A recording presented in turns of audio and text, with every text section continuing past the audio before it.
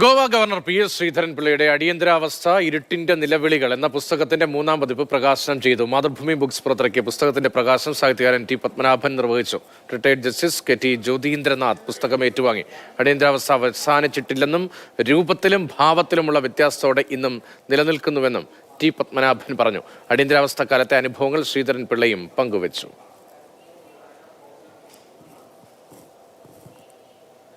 ഒരു തരത്തിലുള്ള അച്ചടക്ക ലംഘനം കാണുവാനില്ല. ഒരു തരത്തിലുള്ള അച്ചടക്ക ലംഘനം. ഞാനൊക്കെ ആദ്യകാലത്ത് ഇതിൽ ഏറെ സന്തോഷിച്ചിരുന്ന ഒരു വ്യക്തിയാണ്. വളരെ താമസിയാതെ തന്നെ ബോധ്യപ്പെട്ടു ഈ സമാധാനം, ഈ അച്ചടക്കം ശ്മശാനത്തിലെ സമാധാനമാണ്, അച്ചടക്കമാണ് എന്ന്. ജനം ഇതിന് കടുത്ത തിരിച്ചടി ഇന്ദിരാഗാന്ധിക്ക് നൽകുകയും ചെയ്തു. അന്നത്തെ അനുഭവങ്ങളാണ് ശ്രീധരൻപിള്ള തെളിവ് സഹിതം ഈ പുസ്തകത്തിൽ വിവരിച്ചിരിക്കുന്നത്. അടിയന്തരാവസ്ഥയെ പറ്റി കാര്യമായ പുസ്തകങ്ങളൊന്നും കേരളത്തിലില്ല. താങ്കൾക്കൊന്ന് ശ്രമിച്ചുകൂടെ?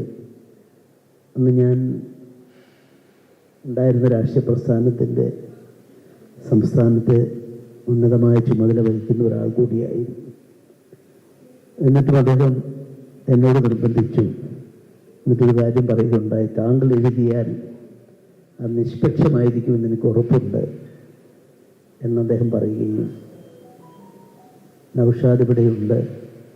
അങ്ങനെ അദ്ദേഹം നിർദ്ദേശിച്ചതനുസരിച്ചാണ് അദ്ദേഹത്തിൻ്റെ പ്രപ്പോസൽ എന്നോട്, പിന്നീട് നൗഷാദിനോടാണ് എന്നാണ് ഞാൻ മനസ്സിലാക്കുന്നത്, പ്രസിദ്ധീകരിക്കണമെന്ന് ആവശ്യപ്പെട്ടു. അങ്ങനെയാണ് 2017 ഈ പുസ്തകം ഇറങ്ങാനിടയായത്. എന്തായാലും ഞാൻ എല്ലാവരും കടപ്പെട്ടിരിക്കുന്നു. പ്രത്യേകിച്ച് നൗഷാദ് പുസ്തക പ്രസാധക മേഖലയിൽ മാതൃഭൂമി വരുന്നതിന് മുമ്പ് തന്നെ തൻ്റേതായ സ്വതസിദ്ധമായ ശൈലിയും അദ്ദേഹത്തിന് ആ മേഖലയിൽ കിട്ടിയിട്ടുള്ള വലിയ അറിവും കൊണ്ട് അദ്ദേഹം ശ്രദ്ധേയനായതാണ്.